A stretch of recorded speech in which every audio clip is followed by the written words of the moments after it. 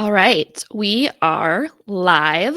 Welcome to our webinar today. Um, Looks like we've got 11 in here so far. As you arrive, please feel free to say hello in the comments. We don't actually have visibility to see who is all here, but we love to know who is here. So say hi, post a little note there.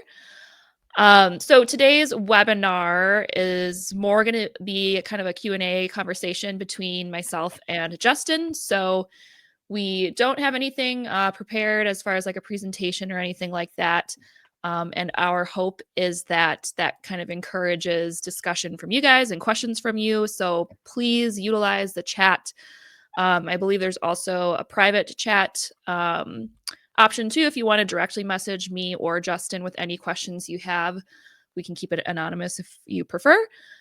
Um, so yeah, please feel free to jump in at any point in time. I have a lot of questions prepared for Justin, but we really prefer and love to hear from you guys.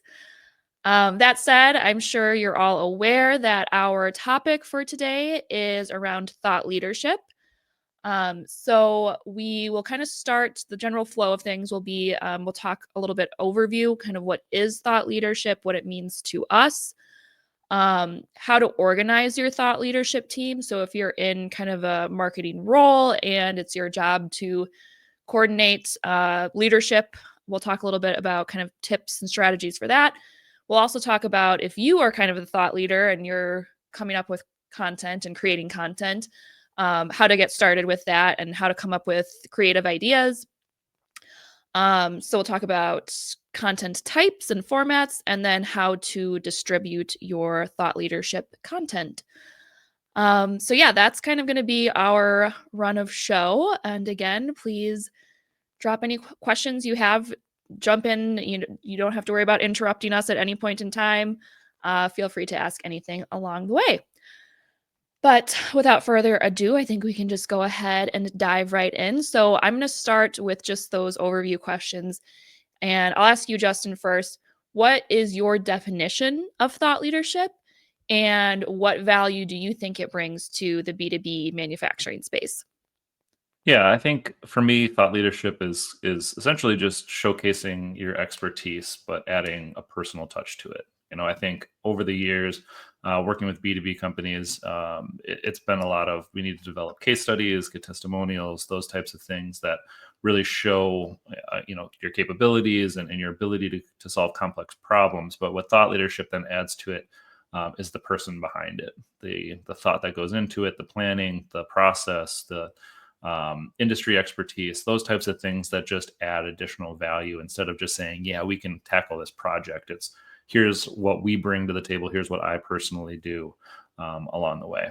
And then as far as how it helps it's with the B2B marketing strategy, as opposed to, I think a lot of people think of it as more of like a direct to consumer or, things you see on, Facebook, Instagram, that type of stuff. And really we're kind of leveraging that change in buying habits, because essentially people buy in similar ways, whether it's products for themselves or products for their company. It's just, do they need to take additional steps in doing that research? So this helps you add that face, that personal touch. It helps build trust and some proof, essentially, that you really do know what you're talking about.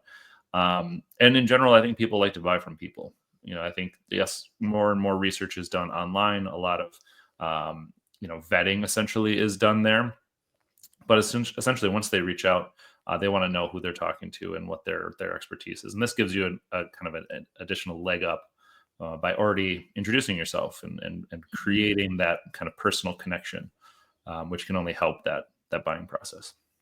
Yeah, I think I 100% agree with everything you just said. I think you hit on something that I really liked, that is kind of using thought leadership as a way to demonstrate what makes your company unique. Obviously, you're probably not the only player in your space. You probably have established, I don't know, if values or pillars are kind of the right word, but what differentiates you. Mhm. And you can, put out marketing material, or you can say on your website that these are the things you live up to. But I think having the people behind your company actually demonstrating those values before a customer even becomes a customer I think is a big part of thought leadership and just helps in that kind of uh, building trust and establishing the relationship early on. Agreed. How can thought leadership be demonstrated, whether that's online or in person?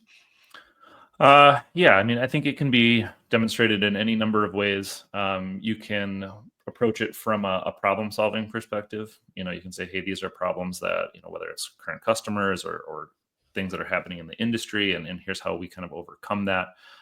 It could just be personal anecdotes, your personal experience in the industry, your years of experience, the challenges that you've seen, how it's evolved, those types of things. And then, when you're putting it online, it's really all about choosing the form that I think best supports that type of story. Is it a video? Is it a long form blog post? Is it an article? In person, you're typically doing something like a speaking event. And again, you want to make sure that what you're talking about is connecting with that target audience. Who are you trying to reach out to and connect with? And are you making sure that you're A, covering something relevant, and then B, giving them a reason to engage further? Again, whether Mhm. that's through showcasing your expertise or solving a problem that they might not even know that they have. There's a lot of value in kind of creating that top of funnel content around thought leadership as well. Really showing that maybe it's a pain point, they don't really know how to address it, but being able to show how you've done it and how you've been able to have success with that can be really Mhm. effective. Yeah. I think that probably a lot of people are doing or have someone at their company who is doing thought leadership, even if that's not what they necessarily like think of it as or call it. Um, but a lot of companies have salespeople who attend networking events or maybe even speak at them or do some level kind of thought leadership. And it doesn't necessarily have to be all online, but you can think about those people when you're deciding who is going to be a thought leader and who might demonstrate that Yeah. on LinkedIn or social media or things like that. Which kind of leads me to the last question I want to ask on just kind of like big picture is who can be a thought leader? I mean, really anybody can. I think when we're talking about it being within a B2B strategy, though, I think the two most common or the ones that I recommend is someone in leadership, because that kind of helps establish some authority. Usually it's somebody who's deeply involved in the process or in the founding of the company, if it's an owner or president type of situation. And that again kind of lends some weight and some gravitas to it. Or it needs to be a subject matter expert. It could be Mhm. a lead engineer, somebody that again has that really in-depth technical knowledge that can speak to that customer, that's making sure that you have those capabilities and understanding of their issues. So those are the two that I typically see most. That's not to say that anybody else can't do it. Again, it really just comes down to who is your target customer and who are they going to connect with, and essentially trust enough to reach out and engage with your brand. Yeah, I think that's a really good point. Think about kind of who that target customer is going to maybe follow or pay attention to, and probably start with those people. So that most likely is going to be leadership or maybe salespeople. But truly, like you said, Justin, anybody can be a thought leader. Mhm. So don't feel like you have to be in a sales, marketing, or leadership role. If you have expertise and you are passionate about it and want to share it, I'm sure your company will thank you for that. Mhm. People want to see, the real people behind the brand, even if they're not, in a leadership level role. Yeah, and even if you aren't the thought leader, quote unquote, for this particular campaign or strategy or whatever, you can still share that content with your network, make comments on it, Mhm. engage with it in other ways, so that you can lend that support and again, additional insights into kind of what that kind of key player is providing. Yep, absolutely. All right. I want to get into organizing your thought leadership team. What can marketers do to support the leaders that they've identified as their thought leaders, in getting involved in thought leadership? Yeah, I think the biggest key, if we're talking from a buy-in standpoint, is Mhm. showcasing how does this plan work? How does it all fit together? How is this person's time and effort and point of view going to speak to our target customers and support the marketing efforts? So I think if you just kind of go to your, president, CEO, you know, head of sales or whatever and say, hey, I just need you to write a bunch of blog posts, they're gonna say, sure, great, and then never get to it. But I think if you can show them kind of the overarching plan, and again, where they fit into it and kind of what they're going to be responsible for versus what you're going to be responsible for, I think that helps make a really daunting subject like thought leadership a lot more approachable and a lot kind of easier to execute. Hmm. I think of it as like you're kind of starting the sales process earlier. Is Mhm. maybe a way to also explain it is, when you think of sales and marketing together, marketing's providing sales teams brochures or sell sheets, and it's a really customized experience. Once that lead is an actual lead that's your sales team is working, it's kind of just starting that a little bit earlier and having specific people demonstrate or have prepared um, content, I guess, to share with their audience. So it actually, I think, helps make the sales job even a little bit easier than when that person actually does become a lead. They have kind of more knowledge about your brand, the people behind it, why they want to work with you specifically. Um, yeah, I think I agree with all of what you said too. How can marketers help establish individuality and identify the topics or subjects that they should speak or write about? Yeah, I think these are, I don't want to say two completely separate things, but I think there's two parts of this. I think there's Mhm, the research and support aspect, which I think marketing absolutely can do. They can deep dive into who that target customer is, the challenges that they have, research different things that are working in the industry from content perspective. They can provide outlines. They can kind of handle the promotion of it once that content is generated. However, there is still going to be work that needs to be done by the leaders themselves if you want it to seem genuine, authentic, and really individualized. Because I think if you're kind of just allowing somebody else to write all of that for you and you're just slapping your face on there, I think people can kind of tell that it's there's a disconnect between kind of who you are as an individual and the content that you're putting out there. So, but I think as long as marketing can support and again say this is the topic, these are the outlines, these are the key points we want you to touch on, and then the leader just takes it from there and says, okay, here's my personal touch on it. Here's how I would speak about it if I was just talking to you, in a one-on-one situation. And then that helps give that and maintain that voice as opposed to somebody else trying to mimic it for you. mhm. Yeah, definitely. We have a couple of questions that just came in. So the first one is from Sarah, and it's, what is the best practice regarding cadence of Mm. content? It's a good question.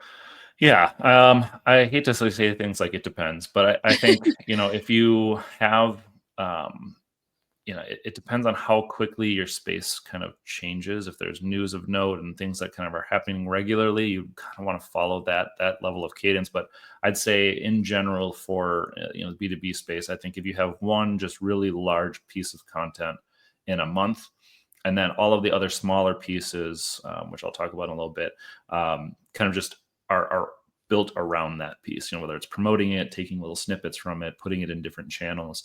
I think you can do a lot, and it can look like you're putting out a lot of content and a lot of unique things while limiting the amount of work that you actually have to generate brand new, unique content. And I think that's a Mhm, pretty solid cadence to start with. And then as you implement these campaigns and you see what people are engaging with, you can make adjustments from there. Maybe your industry is slow enough that you can get away with it every other month, and again just kind of mhm, carry that promotion out for 2 months. Or maybe again you're seeing people are really engaged with this, but they lose interest after a couple of days. All right, now I have to get a little bit more frequent with my unique content. mhm. I would add to that too, kind of slightly different answer is just pick a cadence and try to be consistent and stick to it. So if, what's realistic for you is I can do 2 posts a week and maybe like one larger piece of content like Justin just mentioned a month. Like pick something as like I want to try to commit to this thing so that you kind of get into a flow and rhythm and that your audience sort of kind of expects like or is Mhm. used to seeing you in their feed on a routine basis. I would say just try to be consistent at first, even if that means only 1 or 2 posts a week. And another tip that I try to do, don't always follow through, is actually blocking off your calendar. I think you do this too, Justin, Yeah. of like trying to plan out and schedule like your thought leadership content for the week or the month, and having dedicated time to do that, because it is one of the things that tends to get pushed, when client priorities come up and things like that. So yeah, I think that as another thing too is someone's like, hey, we need 4 posts a week on social media. That doesn't mean 4 times a week you need to log in, post something, and log back out. You can there's scheduling tools, there's third-party tools even outside of those that can help you with that, where you can just sit down for an hour or two and really kind of just plan all those out, say which day you want it to post on and what time, and then all you have to do then is just engage with the people that are engaging with it. If people are commenting on it, you can comment back and reply. People are liking it, you can, and it really takes off, you can consider promoting it. But it doesn't have to be a daily thing where you're logging in to, say, LinkedIn or YouTube or whatever and posting something unique. It can all be scheduled out. Yeah, absolutely.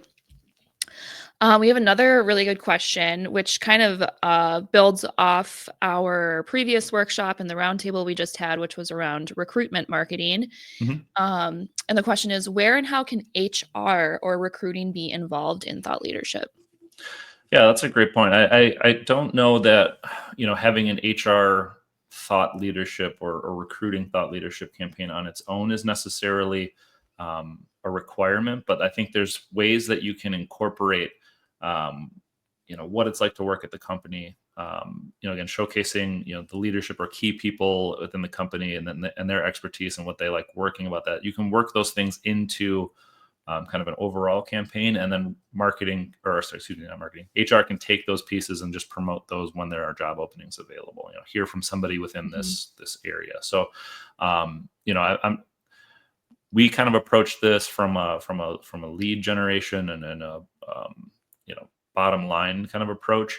But that's not to say that you need to have one of those, and then there needs to be somebody within HR that is your thought leader as well. I think they can just kind of promote specific pieces of it, to their target audience if they feel like it's going to resonate. If you're recruiting, someone like a CNC machinist, if there's a story about that from one of the pieces, you can incorporate those.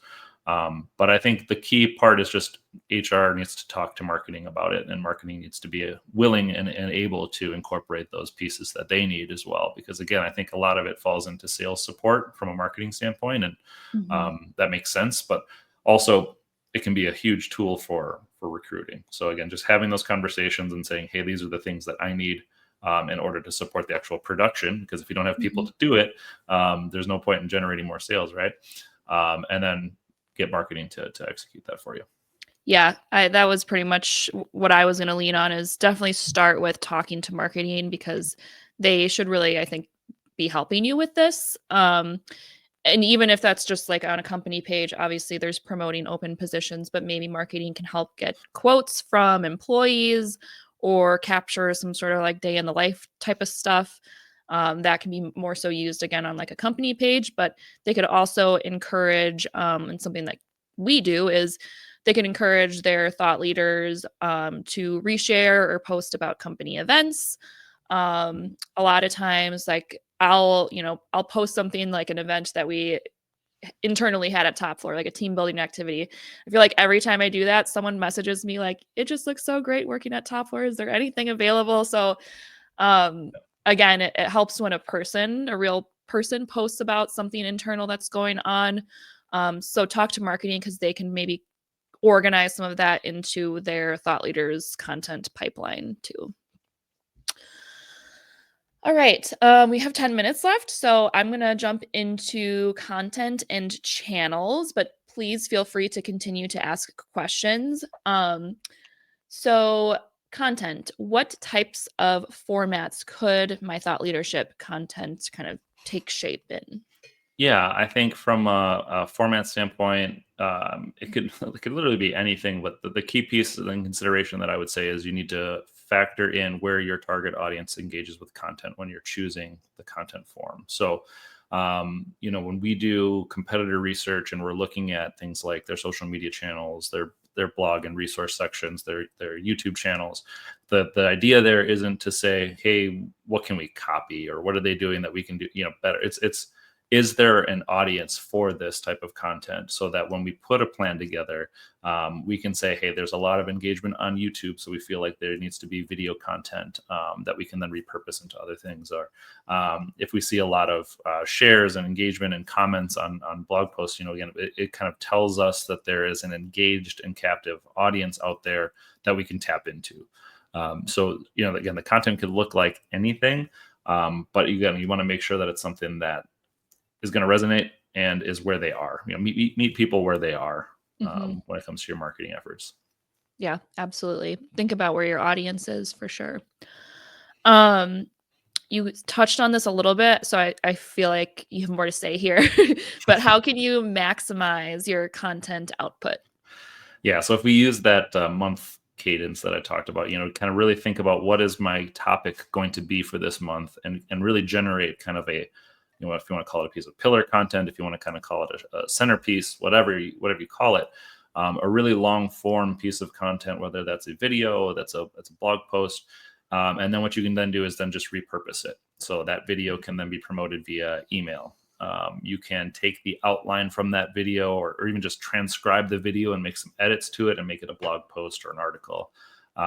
Social media posts can then support it as well. What I'd say is kind of take one section of each kind of main point of your content, and you can create a little short video from it and post that to your social media channels. If you have a podcast, you can post those things out there. So again, the key is not just if you think about one piece of content and then 3 posts to support it, you're talking about anywhere from 12 to 15 pieces of content in a given month. It seems like a lot, but if it's really just one piece and then I just have to figure out how do I dissect this and then deliver it in different channels, it becomes a lot more manageable and a lot easier to maintain. So I think that's probably the key part with any thought leadership campaign, is just how do I repurpose my content? And then that way you can test channels too. Maybe you're like, I don't know if they're on social media or not, or it's really engaging. But as you start to put that content out there, you can gauge, are they commenting on it? Are they sharing it? Are they doing things with it that lead me to kind of invest more in this channel? I don't want to call it spray and pray, because that's not there needs to be some thought behind it. But you can definitely, at a low effort, test out some things that maybe were off the table, kind of just as a standalone channel. Yeah, that's a great point. Yeah, I like to call it juicing your content, and then, test out different formats. So whether it's an ebook or a really long blog post, or a webinar even, like you can pull out pieces of that. You can also use AI to help you a little bit too. Like sometimes what I'll do is like look at the full transcript and say, AI, can you come up with topics, or, pull out specific highlights, and then I'll craft my own content around the things that it finds as like, this was talked about, and try to kind of piece that out a little bit, but then put my own words or whatever together to create a LinkedIn post or another blog or something like that. There's lots of tools I feel like available to expedite this and kind of redistribute that content. Do I need to be a subject matter expert to write or share great content? To share a great content, no. I think anybody can do that. Again, I think as long as you pick kind of what your topic is for your thought leadership, you don't have to be the one that is generating unique things. You can bring in other experts and then just provide your kind of take on it.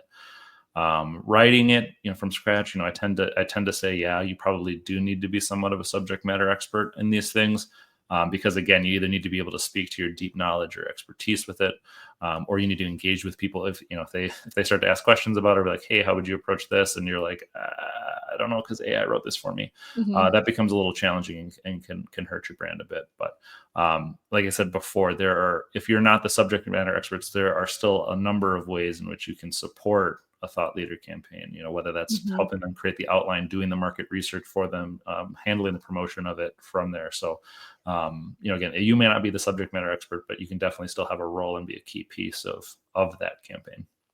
Yeah, definitely.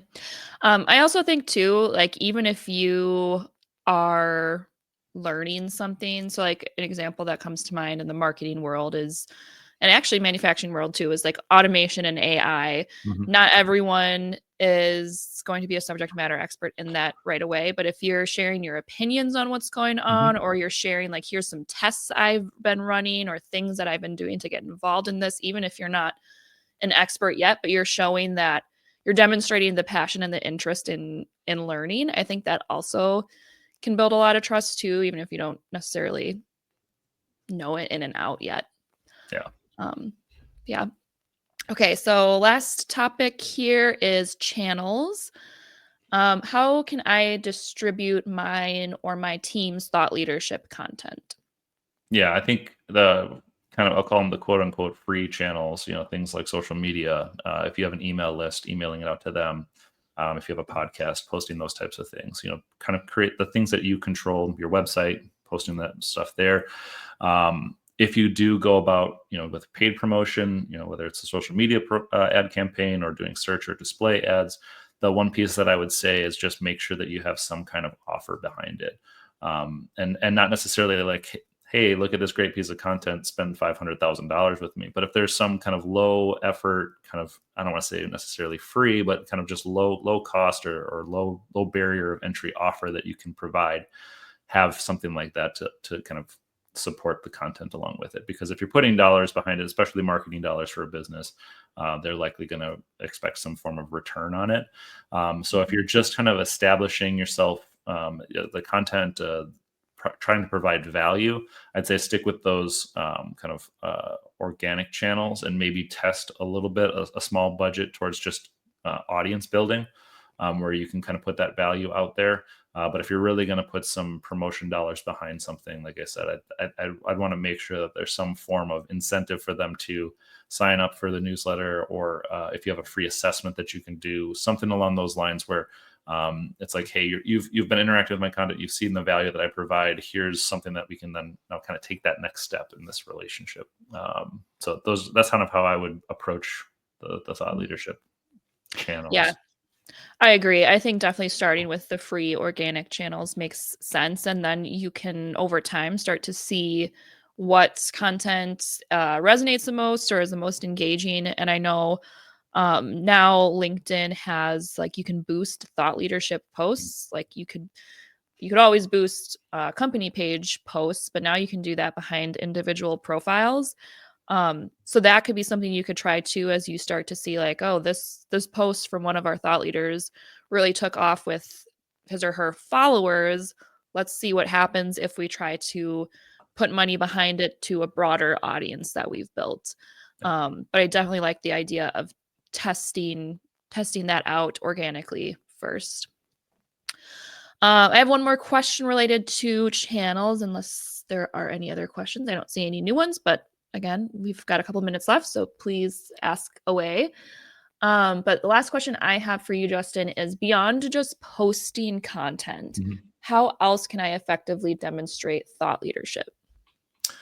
Yeah, I think we've touched on it a couple times throughout this conversation. Is instead of just being kind of the source of the content, if you're able to find, whether it's an industry publication, news within your industry, and share that with your audience, again, it shows that you're engaged with it and you're not just like, hey, come to me because I'm the single source of information. But I would say then make sure that you're not just sending a link out to everybody. Put your personal insights into it, what you liked about the article, maybe even just be contrarian to it and say, like, I don't see it this way, and here's why. Mhm, I think that's a way, again, it's still, I guess, technically creating some content, but it's a little bit lower effort because all you mhm, have to do is read, share, and provide your 2 cents on it. mhm, And I think even just promoting others, if you just see something that somebody else posted that's within kind of your topic of expertise, and you really like what they said, I mean, I think promoting those people and engaging with them as well, because now you're starting to get um, access to their audience, especially if you can get some back and forth going. Commenting on their posts and their content can help expand your reach as well. Yeah, absolutely. I think too, if we're thinking about social media specifically or LinkedIn specifically, which I know a lot of you guys are probably using, commenting or engaging too with other thought leaders or other people in your industry, I think also helps to show that you're not just kind of I don't know, getting on your pedestal and talking, but you're also interested in what other people are saying, and you're building relationships that way, especially in this digital age. And then on the other side of things too, we talked briefly about seminars, conferences, going to a trade show and maybe doing a speaking engagement there. Those are also content pieces in a way, just, verbal, I guess, and not written content. But those are also other ways that you can demonstrate thought leadership too, kind of outside of just posting or writing content. All right. I think that's everything I have. I don't see any new questions that have come through, but I mean, we can stay a couple minutes longer if anything does come through. In the meantime, I will just let everybody know that we do have a roundtable coming up. So if you are in the Milwaukee, Southeast Wisconsin area and are available on, I think it's May 14th, please join us for that roundtable. We'll be talking about auditing and marketing research and kind of how to use data to build a strategy, how to look at competitors, and essentially kind of build your roadmap. We'll also do kind of a hands-on activity too, so that'll get you working with other people who are at that event, talking about what are some of your pain points and gaps when it comes to your marketing channels, and what do you feel like is working well versus what isn't, and kind of talking to our experts to help you along the way. So I'm gonna post that link real quick. Oopsie, copy and pasted the wrong thing. There we go. Okay. Hopefully that works. Oh, we did get one last question here, which, I mean, I have time if you want to stick around, Justin. Okay, so we'll jump into this. Can content be too people specific and oriented, or would you say the more specific, the better, asking from an HR point of view? Yeah, I think I guess I can kind of speak on multiple points of view. So I like specific content Mm-hmm. because I think the value that it brings, while it might be a much smaller audience, it can be a lot more engaging, and I think that person can be a lot more willing or ready to reach out, and if they see the specificity and that the solution for their particular problem. So I think that can apply from an HR perspective as well. If you're talking about the people that are there in a specific position and what they like about that particular job, obviously that's going to resonate with people who are in that industry or have that position or aspire to be in that position. So I don't think you can be too specific. Again, if the goal of the campaign is, hey, we need to see as many eyeballs as possible on this, then yes, you can be too specific. But I think if it's just, hey, I want to get in front of and engage with a very specific audience, as long as you know that going in, and this isn't going to be a piece of content that's going to quote unquote do numbers or go viral or whatever you want to call it. I think as long as those expectations are set, I think it's a win, as long as you can get somebody to, like I said, engage. Mm-hmm. I agree with you. I would also lean towards the more specific or more niche is better, in my opinion. Typically, that's your audience is a specific person, and whether that's a prospect or an employee, I think it goes both ways. So, if you're hiring in a specific department, you could even ask that manager or the person hiring, hey, could you put out some content around what it's like to work in your department or work with you, or quotes from the team or things like that, maybe asking that leader or manager of that specific department to post some content that would resonate with that specific person that you're trying to get in the door. So yeah, hopefully that answers your question. All right, that is everything we have. The roundtable link is posted, so feel free to join us if you are available in person on May 14th. And this session is recorded, so if there's anything you want to go back to, you'll have that available to you. Otherwise, you should know where to reach Justin and I. You can find us on LinkedIn. Otherwise, it's first initial, last name at topfloortech.com. All right. Thanks, everyone, for joining us, and have a great rest of your day. Thanks, Justin. Yeah, thank you.